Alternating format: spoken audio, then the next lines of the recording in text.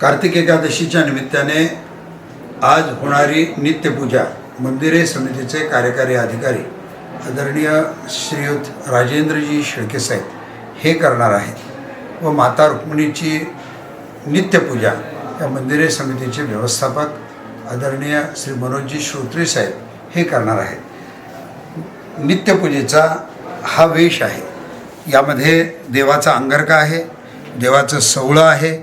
आईसाहेबांची साडी आहे, त्यानंतर आजची जी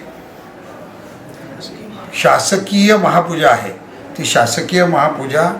या राज्याचे विभागीय आयुक्त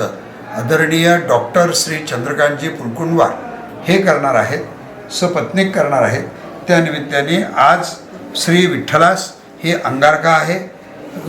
खाली त्यांचं हे सवळं आहे, हे देवाचा शेला आहे, हे आईसाहेबांची साडी आहे,